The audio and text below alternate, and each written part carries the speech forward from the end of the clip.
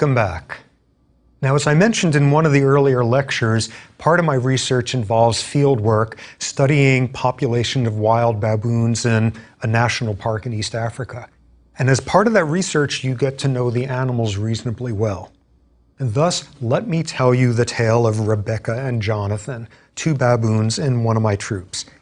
Now, Rebecca had everything going for her. Female baboons spend their whole life in the same troop, so you essentially inherit your rank from your mother, and you could be in a particular lineage, a high-ranking lineage, low, medium. What Rebecca came from the highest ranking lineage. Her mother was the alpha female.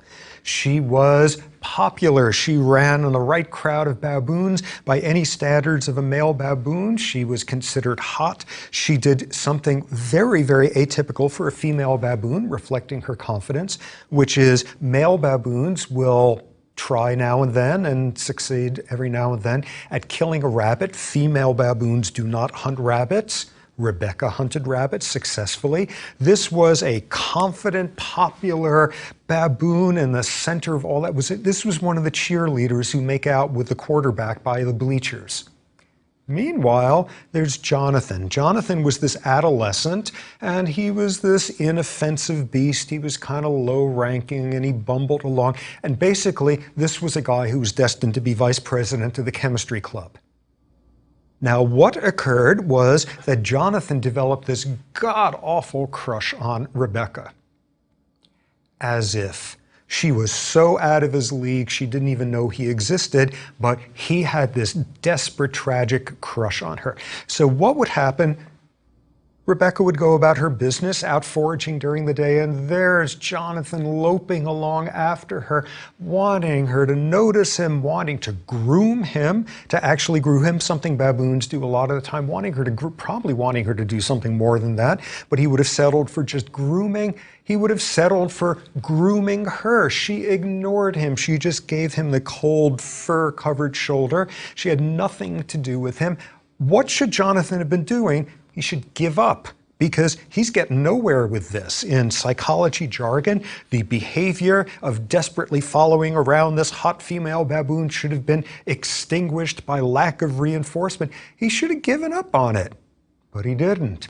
And he's loping after her day after day after day, and every now and then, she would let him groom her.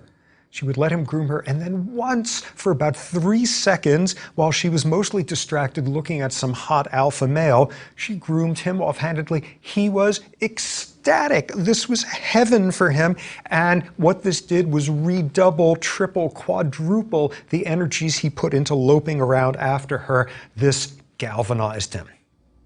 Okay, so I'm out there studying these guys, pretty much living alone, and this whole situation with Jonathan was frustrating me enormously. And before I knew it, I'd find myself like standing on top of my Jeep, orating loudly, saying, "Here we see the non-human primate roots of the magnificent human capacity for gratification postponement. Here in this pathetic dork of a baboon stumbling around with this pitiful success rate. Here is the path to our greatness. Here is the human capacity for a 50-year unrequited courtship. The obsessive who spends a decade making a full-life replica of Elvis out of bottle caps. This is all of us working hard in high school to get into a good college, to get into a good job afterward, to get into a good nursing home someday." I'm up there orating, yelling at the zebras. It's obvious what was going on here, which was I was kind of over-identifying a little bit with Jonathan, and I probably could have used a little bit of social grooming myself, if you know what I mean. But what we have mostly coming out of this is this central question: why did he keep doing this? Why did he keep dealing with failure after failure, lack of reinforcement? Why did he keep doing this, persisting? Why are we primates, including non-human primates, why are we willing to deal with such long delays in gratification? What's gratification postponement about? Now, what we begin to see, what's going to be the corner piece of this whole lecture, is the thing that was just getting to the very essence of Jonathan's frenzied limbic system, which is the power of intermittent reinforcement. And what we're going to be seeing in this lecture is how it works and where it gets this extraordinary power from, and some of the plus sides and downsides of this capacity. And to understand this, we hurtle back to a subject of the previous lecture. We are back in the frontal cortex. Quick overview, in case you haven't sort of committed the previous lecture to memory. Recapitulate, what's the frontal cortex about? It's the most decidedly human part of the brain. We've got more of it than any other species. Baboons have a frontal cortex, but not a ton of it. They are not famous for their capacity to do long-term planning and long-term stocks and bonds. Human frontal cortex is the last part of the brain to develop. Interesting implication, if it's the last part of the brain to develop, it's the part of the brain that is least constrained by genes and most shaped by experience. What does the frontal cortex do? As we heard in the last lecture, it makes you do the harder thing when it's the right thing to do. It sends those inhibitory projections down to that emotive, disinhibited limbic system. It tells you, don't do it. I know you're tempted to do it. Don't do it because you're going to regret it. Hold off, show some discipline. And what it's particularly good at is show some capacity for gratification postponement. And it turns out scientists are beginning to understand this, and it's got to do with a really interesting neurotransmitter chemical in the brain that sends information from one neuron to the next, a type of neurotransmitter called dopamine. Dopamine. Some of us are familiar with dopamine. Cocaine works on dopamine neurons, gets them to release dopamine. Dopamine has something to do with pleasure, with reward. There's a whole paradigm in neuroscience called self-stimulation, where you can take a rat and find the dopaminergic part of the brain and put an electrode in there, and the rat can press a lever, and as a result of pressing the lever, doing the work, it gets stimulated there, and rats will work like mad to get stimulated in these dopaminergic pathways. A part of the brain, do not write this down, a part of the brain called the ventral tegmentum, another called the nucleus accumbens. This is where the heart of those dopaminergic neurons that are about pleasure, about reward, this is where they are sitting. Where do they send their projections? What part of the brain do they talk to? This is, of course, you guessed it, projections into the frontal cortex. And what we see is this dopamine projection has an awful lot to do with where the frontal cortex gets the energy to do the right thing, even if it's the harder thing. So how would the frontal cortex be working in response to dopamine? What happens to dopamine in the face of reward? Should be pretty obvious. You take some monkey and you have it there, and from out of nowhere, from out of the heavens, drops manna, some reward that it did not anticipate. And what you could see, say with brain imaging, is that dopaminergic reward part of the brain suddenly gets all activated. Reward, unexpected, and you have this part of the brain activate. And what it does there is serve a very important role. It's instructive. It's part of that process that any good organism would go through at that point, saying, whoa, I just got this reward coming out from the middle of nowhere. What did I do just beforehand that caused it to occur? This need we have for agenticity, this need we have to understand cause and effect. What did I just do to cause that? And the frontal cortex and the dopamine system have a lot to do with the feedback that occurs at that point, which allows you to update your valuation, to figure out, aha, what behaviors did I just do to bring about that reward that was really great, that reward having more value to me. And what then goes into these calculations in the brain are things like time discounting. How long do you have to wait to get the reward? And as we know, things become less valued by us, by our frontal cortex, by our dopamine system, as you have to wait a longer time for the reward to come. More realms where you see interesting stuff with dopamine in this regard. What dopamine is playing a big role in is helping you discern of two different options, which one is more valuable, which one you should devote more of your efforts to obtaining. Interesting realm in clinical medicine where you can see an example of this, Parkinson's disease. Parkinson's disease is a disease, a neurological disorder, where you lose all of the dopamine-releasing neurons in some completely other part of the brain, a part of the brain having to do with smooth movement, completely unrelated to this. But it turns out Parkinsonian individuals also lose some dopamine neurons in this reward pathway ventral tegmental system. And what you see is Parkinsonian individuals are not very good at shifting their game strategies when you are shifting the size of the rewards. If you do this, you get X number of reward units. If you do that, you get Y. Begin to change the reward rates, and people can modify their behavior accordingly to maximize the reward based on updating their valuation. People with Parkinson's who are a little bit pokey in this part of the neurochemical system of dopamine, people who have Parkinson's are not very accurate at doing that shifting. And remarkably, there are drugs, medicines that you can give to people with Parkinson's, L-Dopa being the most famous, that will boost up dopamine levels, and back comes the accuracy at choosing what's the optimal strategy, what's the optimal set of behaviors I should do to maximize my reward. Now, sitting in here is one of the true tragedies of human nature. When you consider a tough task that the dopaminergic reward system has to take on, which is, this is a world in which our pleasures are incredibly heterogeneous, this is a world in which pleasure can come in the form of hitting the lottery, or it could come in the form of the faintest of smells, a breeze, a memory that floats past. How can this dopaminergic system deal with such a wide range of reward? Hitting the lottery is rewarding.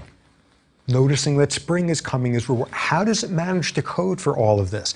And the secret for how it does it is it's got to habituate to any given reward very quickly. It's got to reboot so that it's ready when it's finished with the I just won the lottery reward responses to the nice breeze reward responses. And out of this, you see something miserably depressing that impacts all our lives as follows.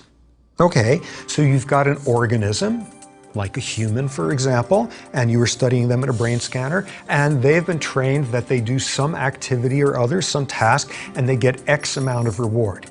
Suddenly, from out of nowhere, you give them 2X. You give them twice as much, and dopamine levels shoot through the roof at that point. Now, what you show is you come back the next day and you give them that 2X, dopamine doesn't go up. That's gone from a wonderful surprise from out of nowhere to forget 2X as a surprise. I am entitled to 2X. Go back to the 1X, and not only doesn't dopamine go up, it drops. You've already habituated to what counts as the norm. 2X yesterday was fabulous. 2X today is just, mundane, what I better be getting if I'm going to remain satisfied. Okay. So that's the first pass at what this dopamine system has to do with reward. And what we'll see now is that's totally simplistic and incorrect. And a lot of these more subtle insights come from the work of terrific scientist, a man named Wolfram Schultz, and his colleagues at the University of Cambridge in England. What he has done is begin to show that, in fact, dopamine is not really about reward. Here's the sort of paradigm that he would have, and this is research done with monkeys, where they could do imaging to see when these dopamine pathways get excited. Okay, here's the paradigm. You have trained the monkey to do some task, pressing a lever, some such thing, in order to get a food reward, a little pellet of food of something that it likes, a grape. And what you do is you've also trained the monkey to recognize when you are starting one of those lever pressing and get a grape reward sessions. A light comes on which indicates, here we go, it's the start of one of those sessions, start lever pressing and you're going to get rewards. So when does dopamine go up under these circumstances? What everything I've told you in the last 5 minutes suggests is the monkey does the work, gets the grape, up goes the dopamine. That's not when the dopamine goes up, as it turned out. What Schultz shows is once the monkey understands how the whole thing works, dopamine doesn't come up when the reward occurs. Dopamine comes up when the light turns on. What's this about? This is the monkey sitting there saying, Lights on, I know what's up. The lever pressing deal, piece of cake. I know how this works. I know I press the lever, I get the reward. I am all on top of this. This is going to be great. What is dopamine about? It's not reward. It's about the anticipation of reward. And out of this comes a psychology term that dopamine fuels appetitive behaviors, appetite, what you are willing to do to get some sort of reward, a consummatory event. There was a guy in my dorm in college who had an extremely caustic and probably cynically accurate view in far too many cases of relationships. Here's what he would say: a relationship is the price you pay for the anticipation of it. Okay, that's pretty grim, but nonetheless what this begins to tell us a little bit about is dopamine is not the reward, is not the increase that you get in response to reward. Dopamine is about anticipation. But dopamine turns out to be more than that. It's not just about the anticipation. Back to the work that you need to do to get that reward. Where is the fuel for that coming from? Back to where we were a few minutes ago. Where does the frontal cortex get the energy to hold out and do the right thing, even if it's harder, to work away at that lever when you'd rather be just lounging around? Where does that come from? It's from the dopamine. How can you show this? For example, get one of these paradigms, and if you block the dopamine from rising, when the light comes on, you don't get the work, you don't get the behavior. What is dopamine about? It's not just anticipation of reward, it's about the goal-directed behavior. It's about what you are willing to do, the effort you are willing to expend to get that reward. Now, this dopamine begins to give us even more insight, because at a first pass, it explains things in a very easy sort of way, but as we'll see, this really doesn't explain much at all. Back to Rebecca and Jonathan. We now understand dopamine is not about happiness, it's about the pursuit of happiness, it's about the labors you are willing to do to get your reward and your happiness. And what's our scenario now based on that knowledge? You got Rebecca and you got Jonathan. Rebecca manages to groom Jonathan once, and now in Jonathan's mind, Rebecca equals grooming. He has a cause and effect relationship. He's got all of this worked out, how rewarding works, and you have a scene where Rebecca appears at the end of the other field and windswept in her fur, and Wagner starts playing and they run to each other because dopamine in Jonathan's brain is motivating him, because by going towards her he is going to get groomed. But that's not what's happening, because as we saw, the vast percentage of the time, instead of grooming fest at that point, nothing happens. He doesn't get the reward. And as we saw, what he gets instead is very, very intermittent rewards. It shouldn't work that way then, that you get the behavior out of Jonathan. What we just saw was you form an association, do this behavior, get a reward. Run across the field with Wagner, you get groomed by, run across the field with Wagner, and like once out of every 47 times you get groomed. Something's wrong here with the seemingly straightforward relationship between dopamine forming the motivation for goal-directed behavior, and then you get the reward. And this is where some of the really subtle work by Schultz comes in, telling us something about the neurochemistry, the dopaminergic basis of not just reward, but intermittent reward. Here's an absolutely brilliant paradigm that he did. Now, what we heard about before in these monkey studies is light comes on, signaling the start of one of these sessions. Monkey does the work, lever presses, gets the reward. Lever presses, gets the reward, 100% relationship, guaranteed, do the work, you get the reward. Now, what they did was shift it to only 50% of the time would you get the reward. And what happens at that point? Up comes the light saying the start of one of these sessions, and dopamine blasts through the roof. Dopamine goes crazy. What have you just shown? Intermittency fuels dopamine like mad. What have we just introduced into the equation? We've just introduced the word maybe. And maybe is incredibly, incredibly motivating. Now, how could they show that this was how it was working? And here's where the study got particularly elegant. 50%, 50%, and you know what that individual is doing there. They're saying, yes, I know how this works when the light came on. I know what to do to get the reward, but I never get the reward because I'm a total screw up. But today I'm feeling lucky, but we know other and back and forth, just teetering on this fulcrum of maybe, because 50% maximizes the uncertainty. Here's what they did. They now shifted the reward rate either to 25% of the time the monkey would do the work and get the reward, or 75%. Going from 50, these are diametrically opposite. 25 things are getting worse, 75 things are getting better. Totally opposite. They have one thing in common though, which is they have a greater degree of predictability than 50%. And what you then see is 25 or 75, you still get a burst of dopamine, but it's not quite as big as 50%, and it's still bigger than 100%. What does this begin to tell us? This is the neurobiology of gambling. This is the neurobiology of willing to put enormous amounts of goal-directed behavior into the possibility of an intermittent reward, because nothing boosts up dopamine like that. Interesting interaction with stress, because an awful lot of what stress is about, psychological stress, is loss of control, loss of predictability, a world in which reward and punishment becomes unpredictable, intermittent. Wonderful study a few years ago looking at brokers in the London stock market, and what was shown was what predicted secretion of stress hormones. It was not when the market was doing badly, it was when the market was gyrating. The more variability, the more intermittency, the higher the stress hormone levels. More gyrations, more fluctuation, bigger stress response.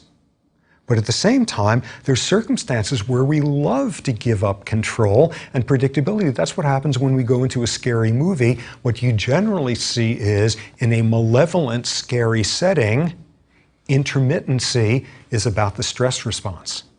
But in a benevolent setting, intermittency is about dopamine, is about that wildly addictive burst that you get as soon as maybe is brought onto the scene. Now what we see there is the 50% maximizes that anticipatory goal-directed tidal wave of dopamine, and what some amazingly good social engineers are good at is being able to take humans, and in a circumstance where you have like 0.00001% chance of getting a reward, making you think in fact you've got a 50% chance. What am I talking about? This is Las Vegas. This is the whole world of the hints of reward are that much more addictive and powerful when something that's really unlikely, instead you are engineered to think it's highly likely. This is my lucky day. Hello, sir. Welcome to our Las Vegas hotel. Hooray, you have just gotten a free upgrade, a free drink. This is my lucky day. And this infinitesimally small chance of getting a reward, I now perceive as shifting to a much, much higher range towards 50%. And you are on that fulcrum of maybe, and you are working like mad to get this reward. So what does this begin to tell us about how this reward system works, how this whole world of intermittent reinforcement? Now, Schultz brings up something very interesting, very striking in his work, because we've got something very tough to explain.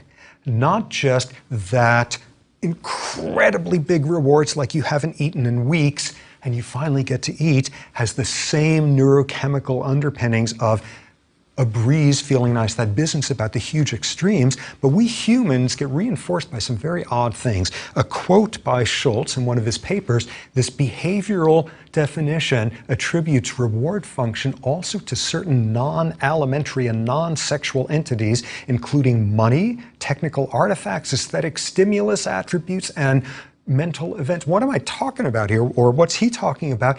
It's that we humans can also get reinforced by stuff, by things, not just by eating when you are hungry, or sex, or those basic animals.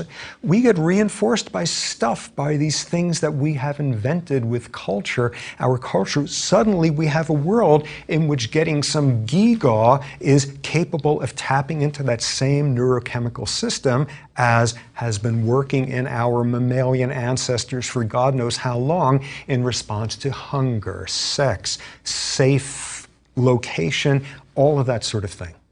So we are using our dopaminergic system in a very different way than lots of other species. And where the keys to it are, first, the incredible speed with which the dopamine system can habituate, and the incredible power that dopamine has to generate behavior, to generate goal-directed work, to have you do that when maybe comes on the scene.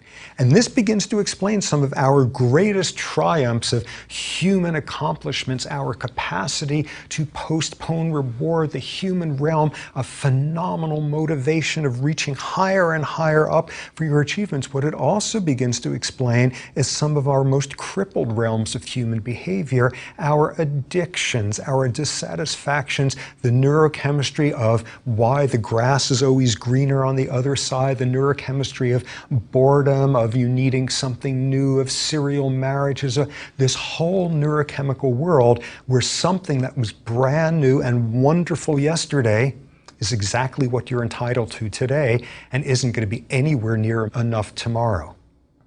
And herein lies the tragedy of intermittent reinforcement and what dopamine has to do with it. And what should be clear as we've transitioned from dopamine is about reward. No, not really. Dopamine is about the anticipation of reward. As it turns out, not really that either. Dopamine is about the goal-directed behavior, the work, the frontal cortical muscular aerobic control over the limbic system. Dopamine is about the anticipation of reward and the work you're willing to do to get it. And as we see within that framework, nothing stokes that system like when you put a maybe into the equation, because we and our dopamine go wild at that point. So that's what this whole lecture is about, and we now have a very good sense of how all this works. Oh, Jonathan and Rebecca, what happened to them? Well, for the most part, their paths diverged. For the most part, they had nothing to do with each other in the troop for years to come, except for that wild 24-hour period once where they had this sordidly unorthodox, surprising sexual consortship. And unfortunately, I see from the clock, that's a story for another time.